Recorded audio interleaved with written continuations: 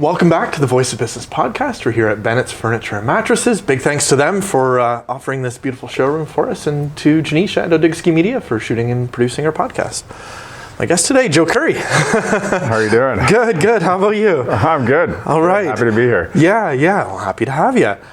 Quick introduction. So you've been a financial planner for 8 years. You specialize in people's retirements. Yeah, so I've been in the business since 2010, 2011, and then certified financial planner the last 8 years. Okay. Yeah. Nice. And you've got your own business? Yes, Matthews and Associates. Okay. So, and I took it over. It's been a kind of a long-standing business in Peterborough, and my successor, Randy Mather, I started kind of transitioning that business in 2016, and then fully took over in 2019. All right. And you've got your own podcast. Yeah, Your Retirement Planning Simplified. I think we're at around 120 episodes or something now. Wow. So I've been doing it for a while, yeah. Yeah. It's been a lot of fun, so I love doing this kind of stuff. Nice. Now I get to put the questions to you instead. Yeah, fun. So, and we're going to take a bit more of a business focus on it, so maybe a little push away from some more of your traditional stuff. And I'm wondering, so let's just start off, like, we have a lot of business owners in our community that are getting a little older, thinking about succession planning, or they should be. What's your advice as people are approaching those stages? How do you start to set those plans out? Yeah, so I say the first thing is thinking about always building your business as if you're going to be, selling it or exiting, because we really never know. And most businesses actually are sold, or the owner has to exit not because they want to, but because they're forced to. So the first thing is, it shouldn't be something you're waiting to do until you think you want to retire next year. Yep. Okay, so that's number one. And the other thing is, when you're thinking about planning for your business, a big part of it, a lot of people are thinking that they're just going to be able to sell their business, and there's going to be some value there because it's provided a good income for them potentially. But the problem is that most people don't want to buy a job, so if they want to sell that business, you got to think about how you're creating value in the business. Yeah, and one of the examples, because I'll get businesses that approach me on that, and sometimes it's like literally they want to get out of there in the next 6 months. Like, well, can this place function without you, right? Like, that's a big part of it. Have you created a job, or have you created something that's easily sellable and something you could hand over to someone else to run, right? Yeah, exactly. So that, ideally, assuming that people aren't going to be fully thinking about this when they're starting their business, but yeah, if they're knowing at some point there's going to be an exit, and you're planning on selling the business as part of your retirement, you really want to be thinking about at least 5 years out, how are we starting to create some additional value in this business, and how am I getting out of the day-to-day operations? There's a lot of different ways you can go to approaching that, but a lot of business owners, we talk about, like, when's the last time you took a vacation, and start by taking a week off, see what goes wrong, build processes around that. Now maybe take a couple weeks off, see what falls apart, build processes, and the earlier you start doing that, the easier it is, right? And that'll go a long way to helping your business support your other retirement plans, right? Yeah. And then a lot of that planning is interrelated, though, between your business and your personal financial planning, and trying to make sure you're maximizing things from a tax standpoint, making sure you're set up properly so that when you do go to sell, you're not paying more tax than you need to, right? So the main thing I can say there is start early. Don't wait until you're ready to retire. Yeah. Now I know you talk a bit about, like, that 5-year plan. Is that the sweet spot, or is it just basically as soon as you get your business going and running to start figuring at some point of Yeah, I mean, in a perfect world, I think as soon as you get some traction in your business, you start to see some success, then you should start thinking about those kind of things. At the start, I mean, no one's thinking about that, right? They're excited about getting things going, and it's a grind. You're just working hard and trying to keep the doors open. But once you start getting some success and you're building some profits, then you really should be starting to think about, like, how you're structured and how it's going to play out long term. Yeah, and what is some advice for smooth succession planning to things to be thinking about over that time? So early on, one of the things you want to think about is having pieces in place from a risk management standpoint, like, and it depends what the business looks like too, right? But if you want the business to keep going, if something happens to you, even if it's not you selling, but something happens to you, like, there are funding mechanisms like insurance in place to keep things going through a tough period of time. And then it's thinking about, how do you want to transition this business into the future? Like, are you building up a good team that you're going to maybe have some kind of buy-in from team members over time, or is it going to be family, or is it going to be an outside sale? Like, so there's different things to think about when you're structuring it, right? So it's not a one-size-fits-all question, but I think like the biggest thing is there's these kind of different key areas for building value in your business, and you touched on one, which is kind of getting yourself out of the day-to-day, and so starting earlier on getting processes in place, I think is really key to adding value and eventually being able to exit the business. Okay. And so I think if I could say one thing, it's building processes and making sure the business isn't relying on you from day to day. Yeah, it can't just all be up in your head. Exactly. Yeah. Exactly. Shifting gears a little bit, one of the big challenges a lot of businesses have had is attracting the right talent. Yeah. And young people are, the best time to start saving for retirement, I assume, is early on, right? What types of things can employers be offering for, if they're trying to bring in talent, 25, 35, 40 years old who are starting to think about someday, I don't want to work. Yeah. What can they be bringing in to help with that? Yeah, so I think that if you want to compete with like the M&R or other kind of potential employment options in Peterborough, for example, like you need to have some benefits that they're going to have, right? I find that companies that don't have benefits, when they go to put them in, if there's some cost sharing with employees, sometimes the employees get a little bit upset about it. But the flip side of that is, I hear a lot of stories of employees leaving their employer because they didn't have good benefits, right? Yep. So health benefits is one thing there, getting those in place. Also, like group RSPs, you don't need to be a massive company to have some retirement programs in your company, right? So like in our business, we have matching on group RSPs, and we start that out. Our employees can do up to 3% of their pay when they first come on board with us, and we'll match 100% of that. And then the longer they're with us, we just can keep bumping up that to try to retain talent, right? But also have those programs available so that when people are looking at their different job options, they know that like there's some things there that are going to help them get ahead that they might otherwise be giving up to go to a small business, right? And so we do other things that we do, which is going to be different from business to business, but in ours there's a lot of flexibility around, like we have unlimited paid time off, which when I tell people that, they're like, that sounds crazy, but there's some accountability with your team members, and we can't take advantage of that, and you have a certain amount of work that needs to get done. But I don't want to have people worry about clocking in and clocking out, and if they need to see the doctor, things like that, right? So that's things that I've done that I've got really good feedback from our team members. It's just they love the flexibility. There are those group benefit like health programs. They know they're saving for their retirement, even if they're not able to do it out of their own pocket, out of their bank account, I should say. I mean, it's still coming out of their paycheck, but they're getting some free money there, and it happens before they see the money, so they see a lot of value in that. Yeah. And where does housing fit into all these different retirement plans and that too, right? You've got people who are older looking to maybe downsize and get some value out of their equity, and you've got young people who don't have it. Yeah. So I'll maybe speak to both ends of that. Sure, yeah. So on the retiree side, thinking about, like, in the past we talk a lot about downsizing, and that might work, and we do see that for people maybe they're living in Toronto and they're selling in Toronto and moving out here to Peterborough. Like there's some, they can put away some equity into their retirement savings, which is going to help boost that retirement lifestyle. For people who have been in Peterborough all along, it's a lot harder to downsize because we are kind of a retirement community. So there's not always a big spread between the house you grew up with your family, your kids and everything going to that smaller house, because that smaller kind of main floor type living is pretty high demand here. So there's not usually a lot to pull out of equity by doing a downsize.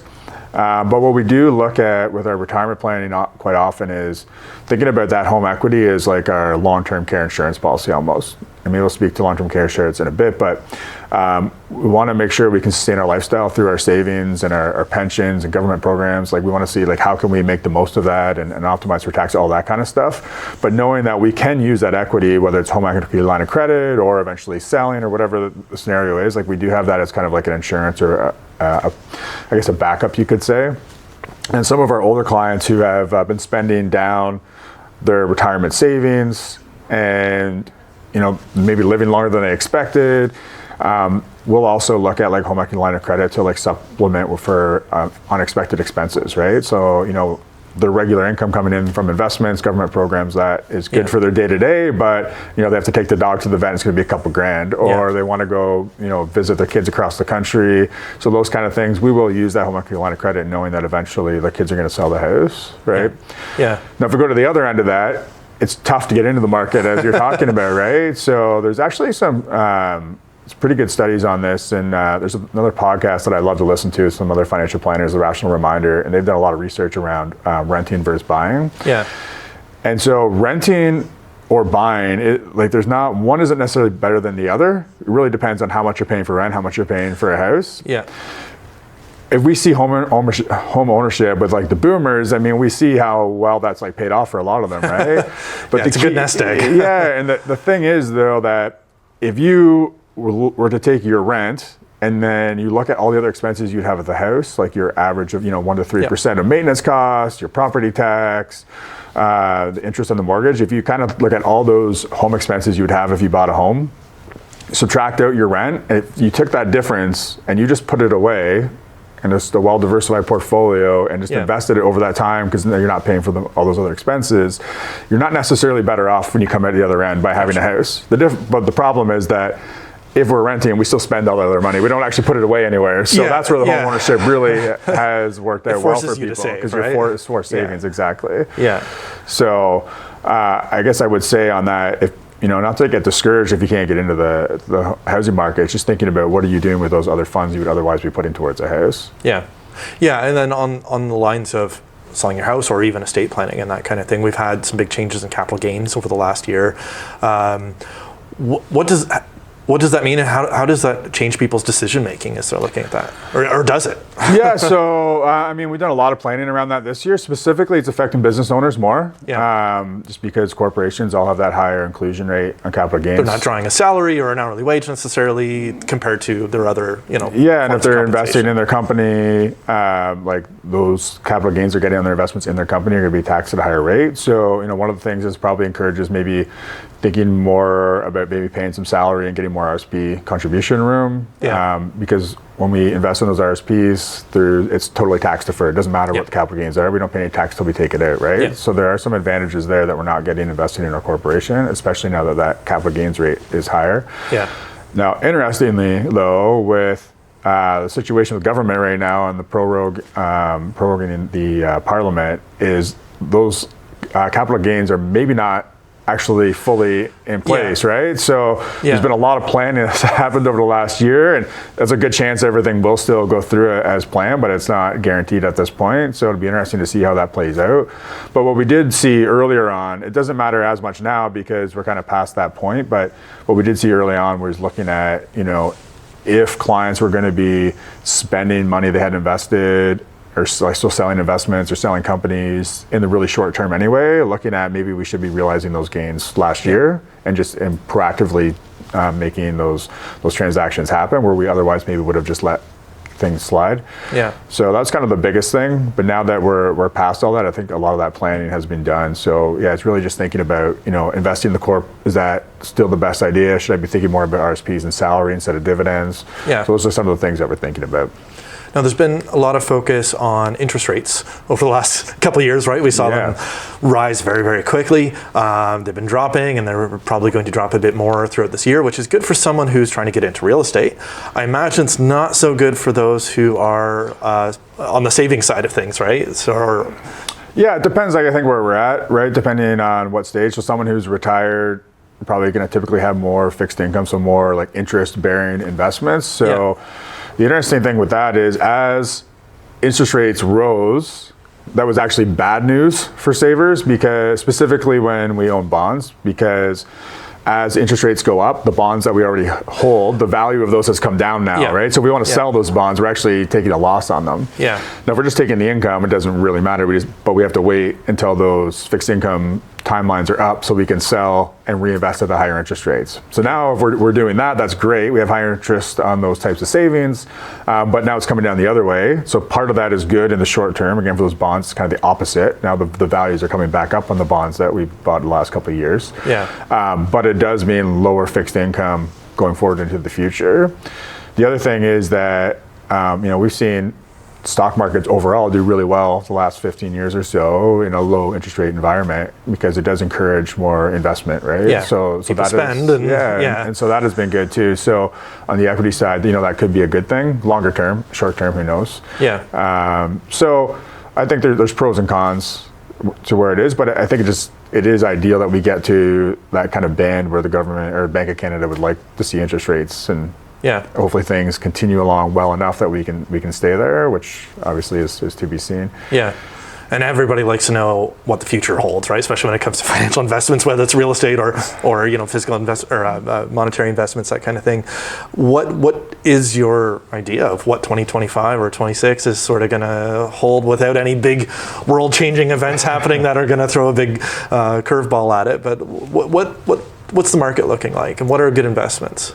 That's obviously the most frequent question that I get. But what I would say is anything that I tell you about what I think in the market, I would say is pretty much useless. Like it doesn't matter. And so what I always tell people is that anyone who's trying to give you market predictions, like you should run as far away as you can from those.